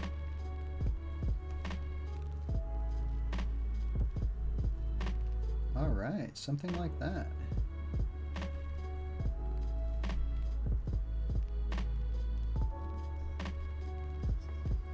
I know when I'm painting, I often enjoy putting on a live stream. I like to watch games of 40k or listen to a game of 40k while I paint, or sit and chat. Maybe who are some of my favorite YouTubers to watch? I think I mentioned at the start of the stream on Twitch, my first painter I watched is Dr. Rhino. He was super nice. Definitely recommend checking out his painting streams. I think he streams every week. And then on YouTube, probably the first YouTube person to make me want to play 40k on YouTube was Winters SEO, who I'm sure just about every Warhammer fan who watches YouTube knows about, because he's about as popular as they get. Congratulations on the success, Winters. And then, of course, I was blown away by Tabletop Tactics. They inspired, definitely helped inspire the name Challenger Tabletop that I'm using. And Scarredcast. Play on Tabletop, of course, is like seriously raised the bar in terms of production quality of Warhammer on YouTube. And I do feel like Play on Tabletop is the channel to beat in terms of broadcasting games of 40k. And I definitely want to challenge them once I, build up the skills. We're going to start where we're at now, and hopefully one day I'll be as big as they are. I definitely do want to play games of 40k on the channel. I'm planning to stream games of 40k, although I had to cancel my next couple games just because I was worried I may have contracted COVID again. But hopefully I'll be streaming games of 40k on Tuesdays. That's the plan. And painting Wednesday, Thursday, Friday. Till I run out of minis, which I'll probably never do. And my goal is to have a fun to watch Warhammer channel, and to continuously improve the quality of my videos until they're as good as the best in the business. That's the dream. And I would love to get so big and so popular that I get to play games against some of my favorite Warhammer players and YouTube gamers. That would be awesome. So who else? I mentioned Play On, of course, Mini Wargaming, and I'm talking about Matt and Dave up there in Canada. I know I'm leaving out someone important. Oh, of course, Tabletop Titans. Tabletop Titans are some of the most fun to watch, and they've made the jump from pre-recorded, edited videos to live streams, and it's been great. And so they were definitely one of the channels that inspired me to want to try live streaming, and I'm really grateful for all the awesome content they put out. Of course, they've got a Kickstarter right now, Titans Terrain. Looks really good. Really happy for them, all the success they're having with that. Okay, I was thinking I'd come in and do a little bit of a lighter gray on the base. It's a bit darker than I usually go for. I'm going for kind of like the feeling that you're walking through like the rubble of collapsed buildings, and I'm kind of going for like a white ashy gray on the ground. So this is looking a little better, and I don't mind how it's kind of uneven because, well, for one, I'm going to come in and glue some stuff on. And second, it's like, you know, debris. It doesn't need to be all even. So that's kind of looking like the color gray I like for a base. So I'm getting pretty happy there with how the base is looking. Hopefully I've got a couple white rocks I can glue down.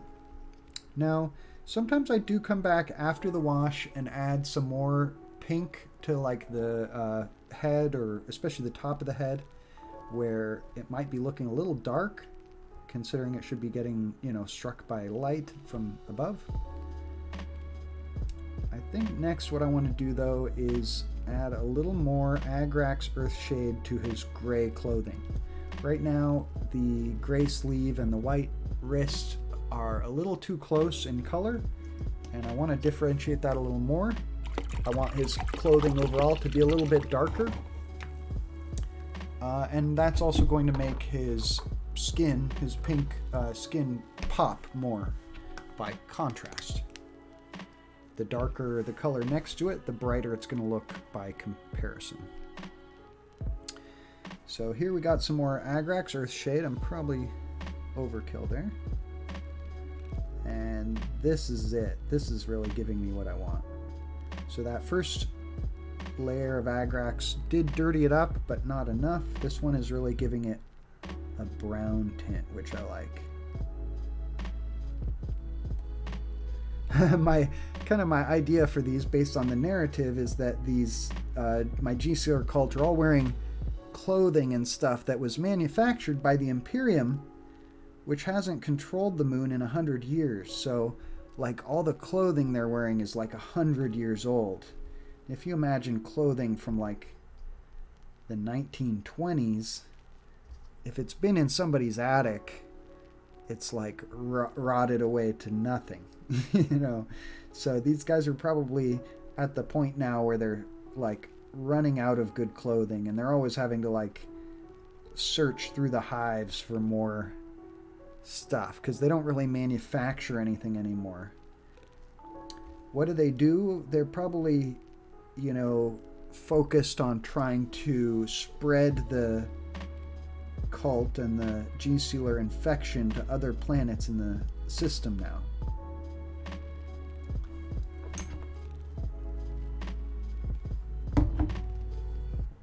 I'm painting up some astropaths who are like the navigators of spaceships, and I have the idea that every so often ships keep showing up to Transcendence Moon, where the cult is in power, and you know, the bureaucracy and the spread of information in the Imperium is so bad that people don't even realize that the planet has been lost for 100 years.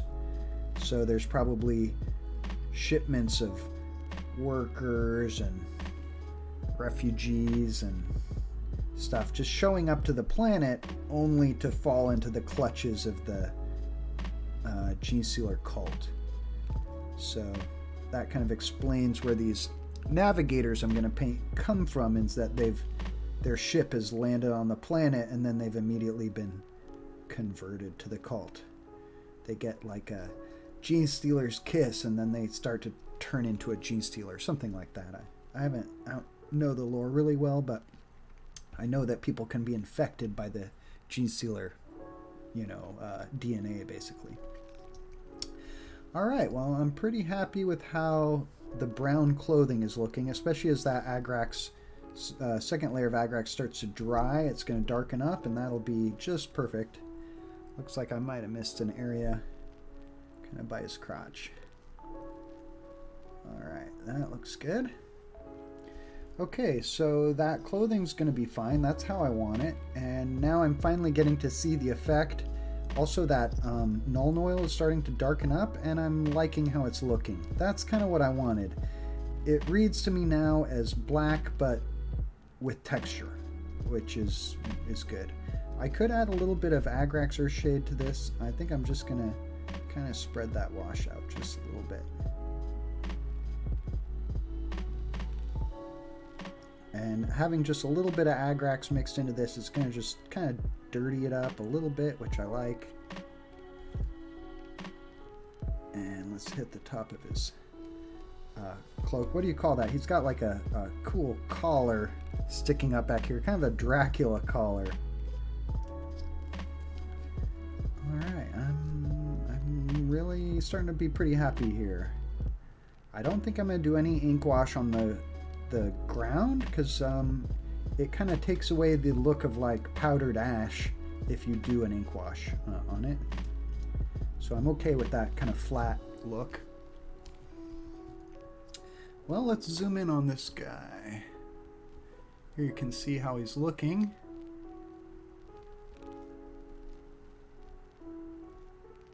I'm pretty happy with that. Looks like this brown needs a little bit more definition on it.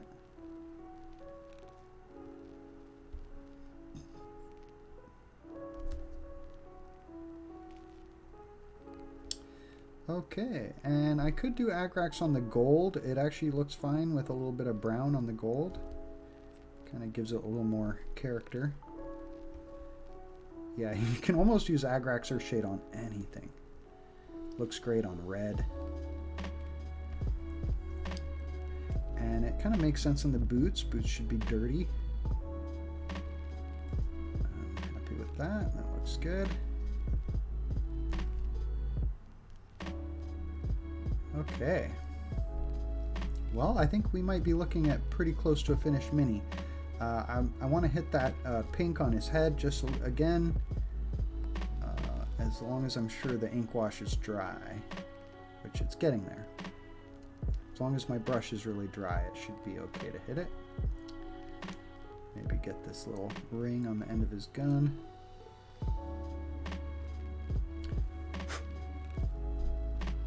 And blow the paint out of it. Okay. So that's looking pretty good. We're pretty close to done with this mini. Maybe I'll just give his vest a little more wash. And hit that gold in the middle.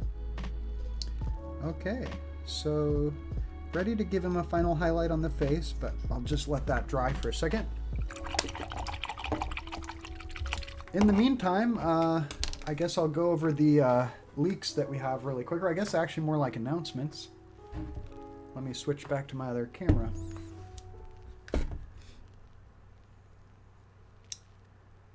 So I guess first we'll go look at the mini video for a second. This was how he started.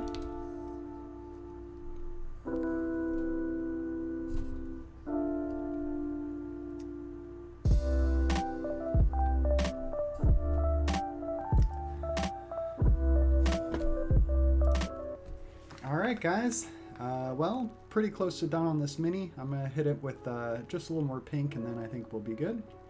But in the meantime, while we're waiting for that crimson wash on the flesh to dry, thought I'd go over the reveals that we have for the Genestealer Codex really quick and just give my opinion on them. Crossfire Rule, I mentioned, that's units that score 5 hits are going to sort of have a unit now marked for crossfire where other units will get +1 to hit against them. I think that's great. I think it's very much fits with the idea of like an uprising where guys are sort of appearing from everywhere and shooting at you from every direction, which is cool.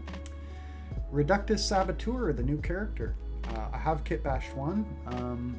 I have him here, but we'll be painting him probably next week. You can see pictures on my Instagram, which is also Challenger Tabletop. And the Reductive Saboteur we know now is going to be 80 points. I think that was announced today. And he has a remote detonated mine, which you can place somewhere on the table. I don't yet know what the rules are going to be for that. I assume you can't place it in your opponent's deployment zone, for instance. And I'm not sure if it's going to get revealed during the game or if it has to be placed during deployment, for instance. But I think that's interesting. Sounds like it can do a lot of mortal wounds to bikes and vehicles and not as many to infantry. I think they were saying it could do like 4 mortal wounds to Custodes bikes or something like that. Sounds pretty solid, but 80 points also sounds kind of overpriced. Genestealer cults are faction that struggles with durability, so investing a lot in characters makes that problem worse. On the other hand, being, I think, a heavy support choice, Reductive Saboteur may be quite strong. If you're able to detonate explosives out of line of sight in like a 24-inch range every turn, that could be pretty interesting. Might be a good defensive character who can hang back behind ruins and give your opponent a tough problem to solve.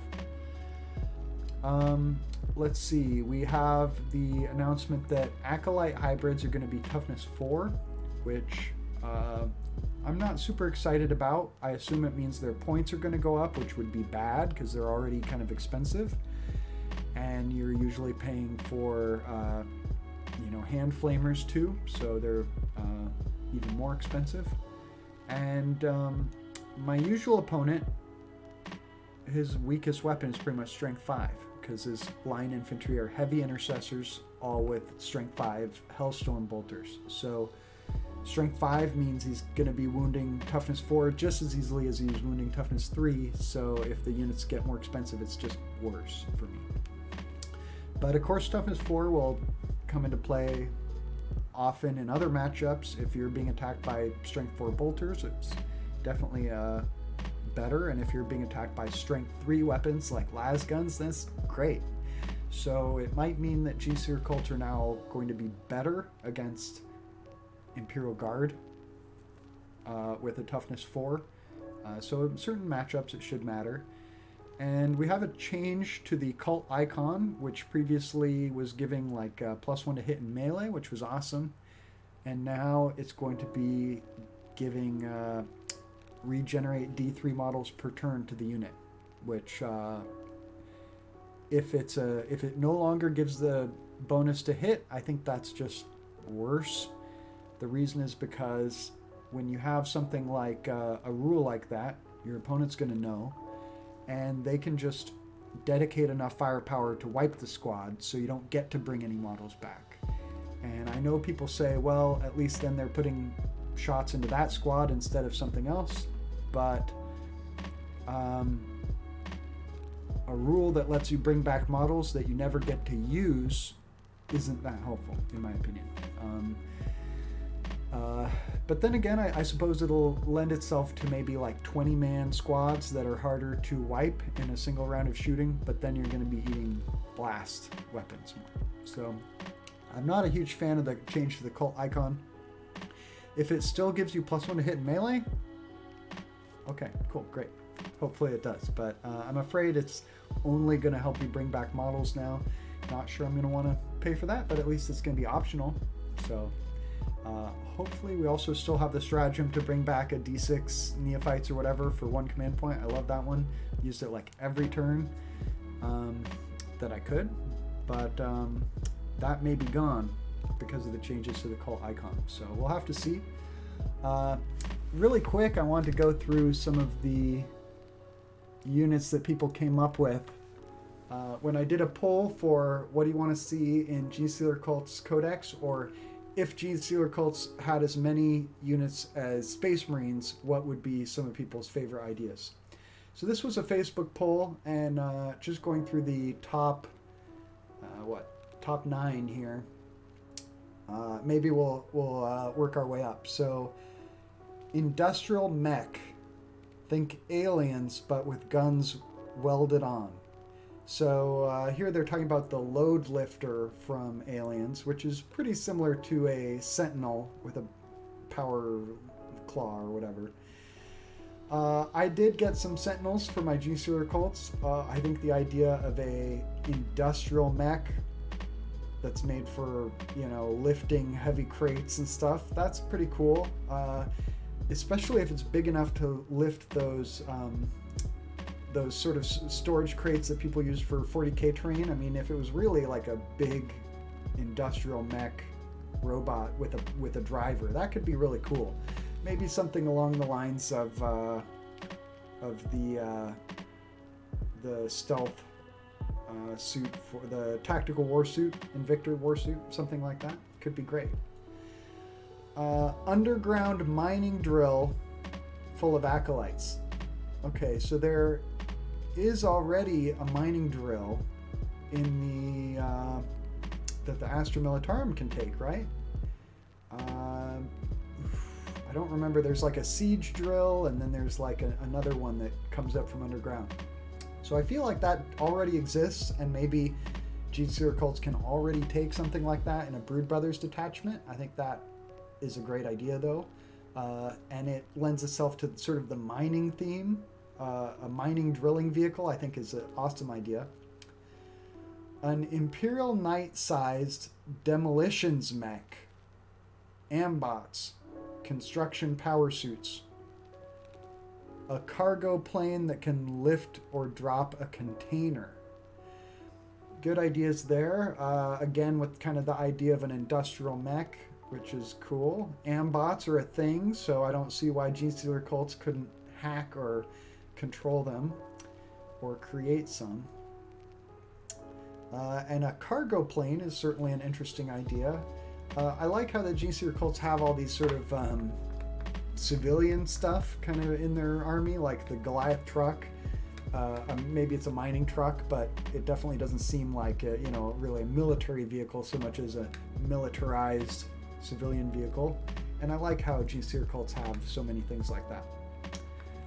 Elite Genestealers that benefit from a cult trait. Absolutely. So that is an idea. Leave us the regular Genestealers, but then create an elite Genestealer unit that could have a benefit. So you could have Genestealers the way they are now and have another option. Kind of like you used to have the young girl Genestealers. Is that still a thing? A double-decker bus with armor panels, stubber capacity for 30 models. I think a double-decker bus would be hilarious. Very British, which of course is where Games Workshop is in the UK. So yes, double-decker bus for Genestealer cults would be hilarious, especially if it had a huge model capacity. It could be toughness 6, 10 wounds, but carries 30 models. That would be hilarious. And they'd all die in the explosion when you roll a 6. Great. Ambots. Okay, someone else wanted ambots. That was voted to number 4. So people definitely want industrial robots or ambots. Third most votes was a giant excavator with an option for even bigger drill dozer blade, an arm with crushing claw, magnet, or buzzsaw. I like that idea. I don't know if you guys have seen those giant excavators used in mining operations. It kind of looks like a steam shovel or a backhoe, but enormous. And I think that would be great for Genestealer cults. More like enormous mining vehicles. That would be awesome. And giving an option of a crushing claw, a magnet, or a buzzsaw, those would be great. Need some good options for our vehicles. A limo. So second place went to a limo, an honest to goodness stretch limousine. Yes.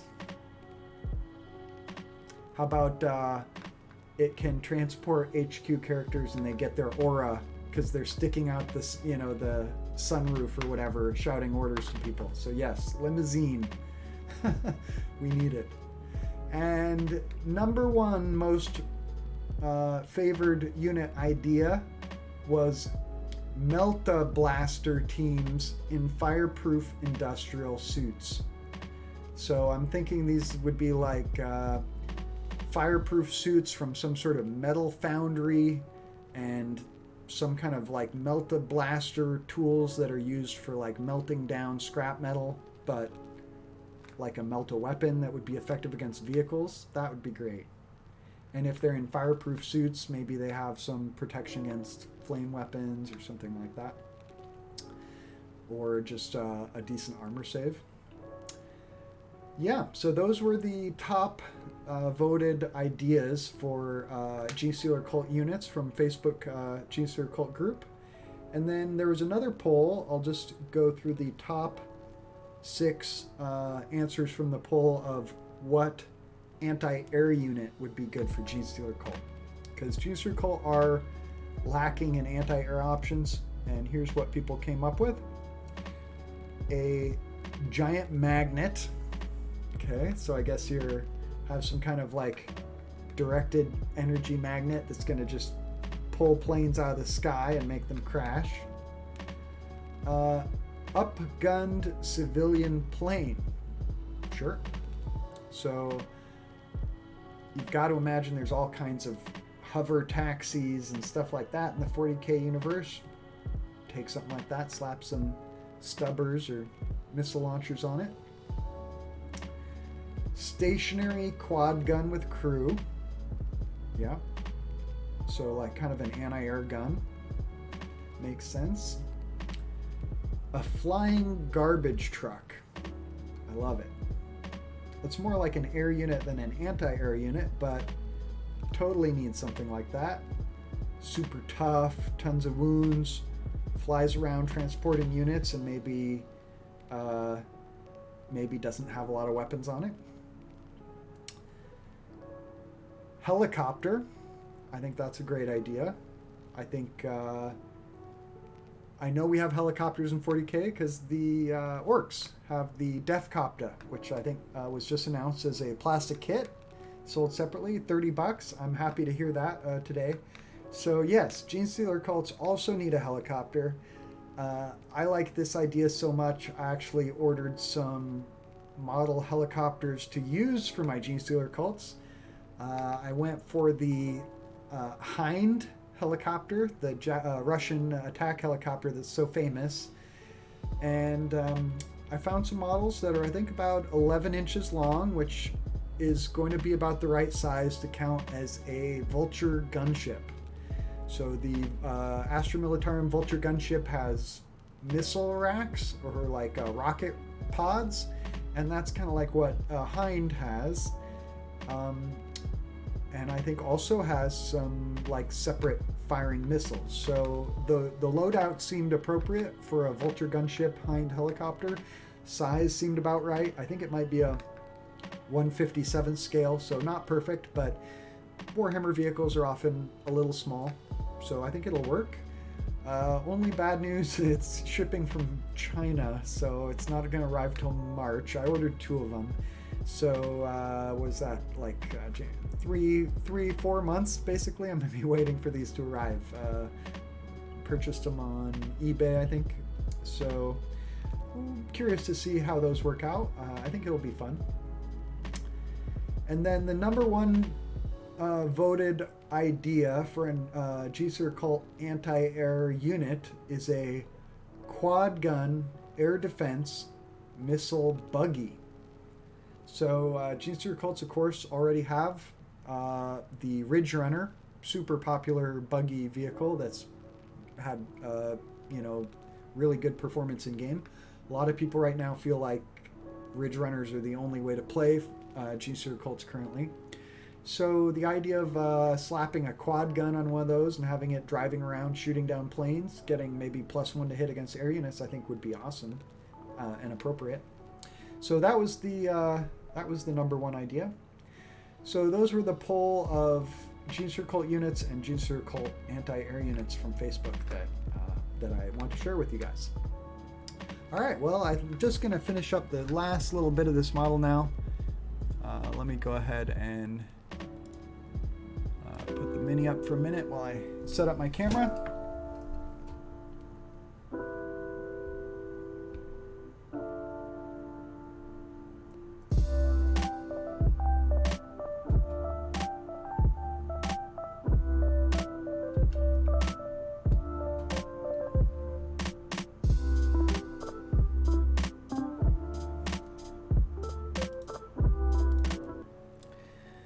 Okay, here's how he's looking right now. Let me focus in on him.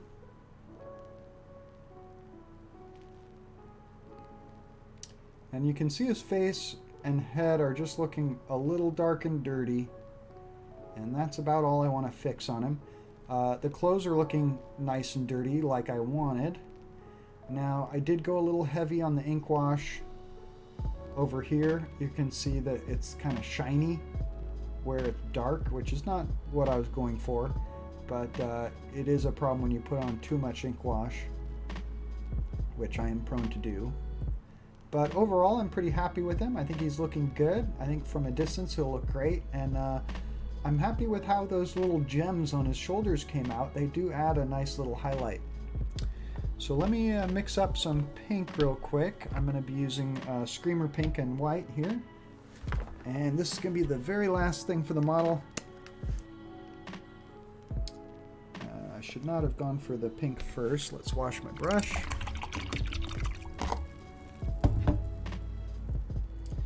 Alright, dipping in a little bit of white.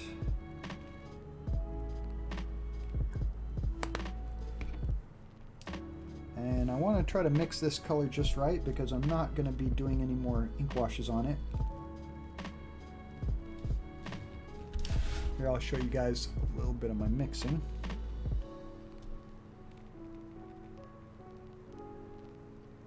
Alright, I think that should be about the right shade that I'm looking for. And I just want to hit basically the top of his head where he's going to be getting direct light from above.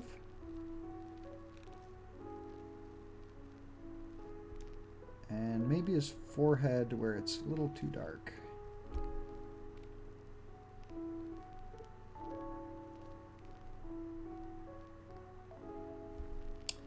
And looks like I have a little bit of area to clean up back here.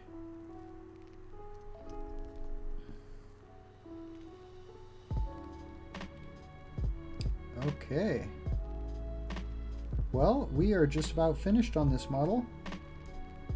That is pretty much what I was going for with that pink on the head there. And it also does make it pop a little more, having it be a little brighter. It is going to be the highlight color for this model.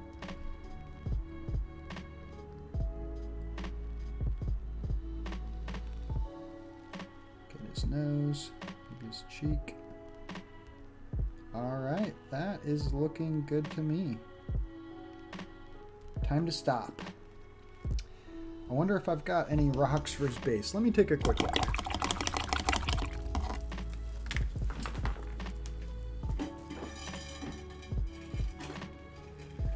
Alright. Got my super glue. And I see, here's what I have for rocks. I'm literally down to my last 4 of these little hobby rocks. I think it's a talus. This is maybe the kind of rock this is. And these will work. I was thinking maybe trying to crush them down to a smaller size, but I think since they're going to go next to this raised bit on his base, I think what I have here is going to work just fine. Probably going to dry fit this before I glue it on just to kind of see what angle looks the best, where's the best place to place it. I like to put some rocks in front because that's generally the direction you're going to look at the model from. And I think maybe one of these ones that's a little wider would look a little better. And it's also going to kind of hopefully make this look more like rubble and not just like a piece of plastic I glued to his base. So there's a rock in front, kind of leaning against the rubble. And can I fit another one next to it? I'm going to have a nameplate on this guy. So I don't want to have the rocks sticking out too far off the front of the miniature. And I like to put 2 rocks next to each other because it kind of looks like they fell that way. Kind of fell against each other. I'm going for. But there's not a lot of room to fit them on. So, something like this. Maybe not. Maybe it'd be better over here. I might be able to do that over here with 2 rocks. But I could also save these rocks for another project, maybe not use all of them right here. Okay, I think I want to put one here in kind of this little corner. That looks like a good spot. And then another one right next to it, but left or right. So that's gluing. So I either want to put one maybe like here or back here. Yeah, I think back here looks good. It looks better, and it kind of covers up a little hole. I don't know if you guys can see. It actually goes all the way through. So if I put a rock there, that will kind of cover up that little area. Yeah, that looks okay. Let's do that. That gives me one more rock to save for my next model. probably time for me to order another bag. Alright, and that last rock is kind of hanging off the back of the base, but that's okay.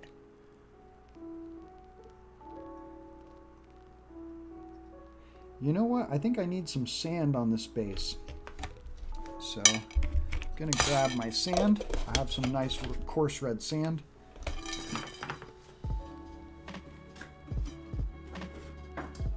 Because I'm going for kind of a ruined rubble kind of base, I'm not going to put any grass on it. No grass flock on this guy. I just want some sand to kind of look like rubble and debris. So I'm going to put a little bit of glue along the edge of this here. And then I'm just going to give them a little dip. Shake it off. And you can see there the red sand stuck to the base. Use my finger to brush off any that's sticking off the side. Okay, that looks good to me. I'd probably paint that gray once the glue's totally dry. And maybe I'll do the same back here a little bit.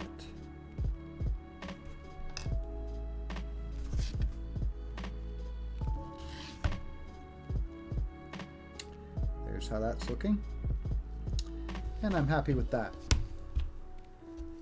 So done with the super glue, done with the basing materials. Oh, wait a second. I do have this guy here who needed some basing too. Now, I haven't painted his base gray. Maybe I'll do him after the stream. I'll base him on my own. So, getting toward the end here. Maybe I'll paint that gray stuff real quick with a brush I don't care about. You don't want to use a brush on this kind of thing right after you glue it down, because the glue is not totally dry, and it will your brush will sort of suck up that super glue like crazy, and your brush will be ruined. Now I probably have a ruined brush around here somewhere I could use for that express reason. Let me just take a quick look at all my horribly mistreated brushes. I think I found a winner. This brush looks pretty dead. Yeah, it's a loser. Let's use it for throwing some gray paint on these red rocks real quick. Then we'll really be done. Alright, so getting some more white paint and some black. Now I'm going to go kind of heavy with this paint and not use any water at all, because I really want it to kind of cover up that red color of the sand in as few coats as possible. I get a little lazy when it comes to the base, but you can't really tell when you look at it, which is why. And the color I mixed is a little dark, but let's go ahead and try it. So just gonna slop this paint on top of that red sand. I can already feel it starting to pick up some super glue, which is normally would be horrible, but I don't care about this brush. It's kind of for these are the kind of jobs this kind of brush gets. And this is working pretty well with just a single coat. But when it dries, you will see a little bit of that red start to peek through. Probably need 2 coats to be really well covered. Alright, so there's one side about done. And we got a little bit of red at the back to cover up.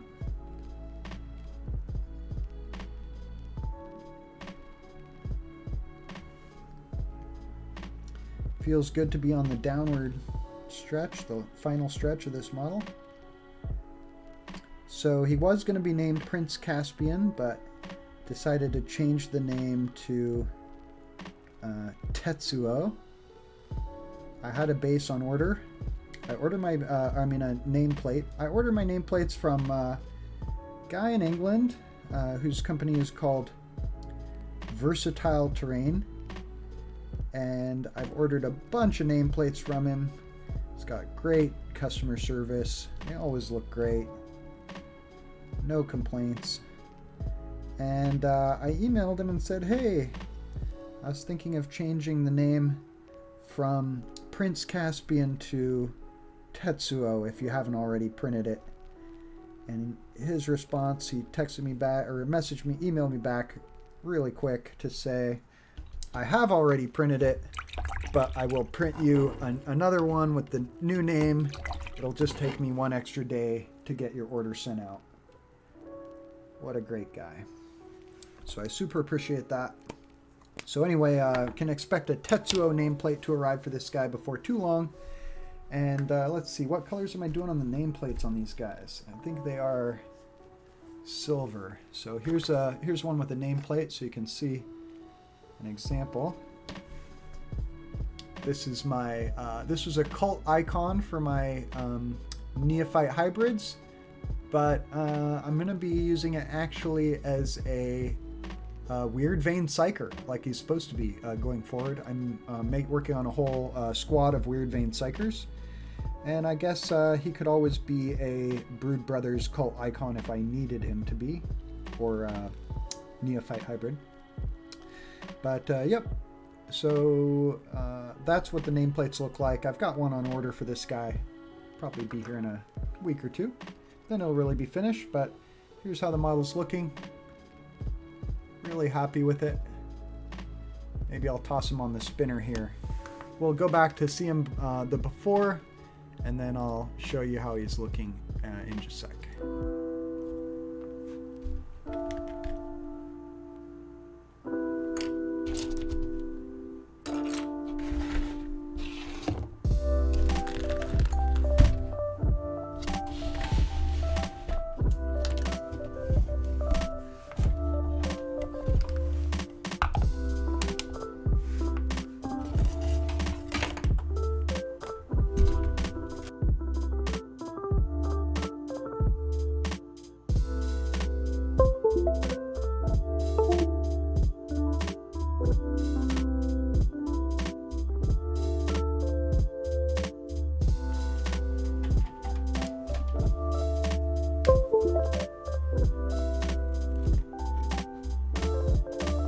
Still hear me? Is my mic still on? I don't know. Yep, okay.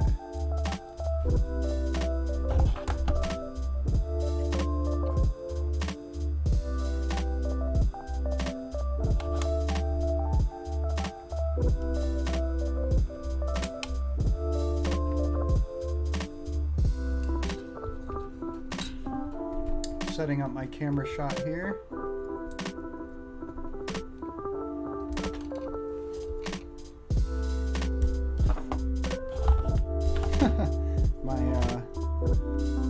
Mat is looking like a bit of a mess.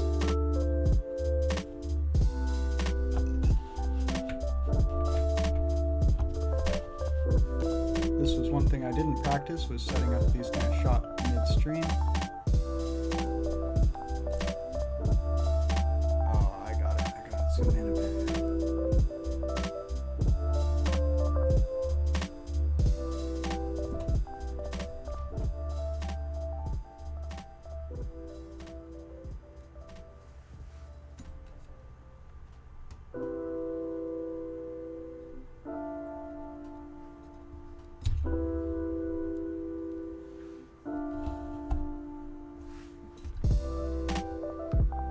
Here we go.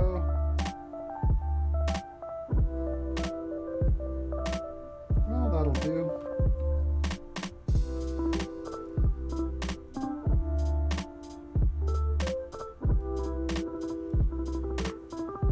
All right, let's take a look at the finished one, shall we? Here we go. Here is our finished Genestealer Cult's Primaris Psyker. I'm pretty happy with it. It's more or less came out pretty much like I envisioned, and he should be a good fit for the rest of my characters. I'll throw a couple of them on the board with him so you can see them all together. Looking pretty good. Well, thanks for watching this painting stream, and I'll be painting again tomorrow night, Wednesday, Thursday, Friday, 7 p.m. Pacific time. I'm Christopher, and I'll be working on Genestealer cults for a while now. I've got a lot of Genestealer cult stuff to paint, and then we'll move on to probably some Orcs and Gretchen. All right, well, thanks a lot, and I will see you guys in the next stream. Have a great night.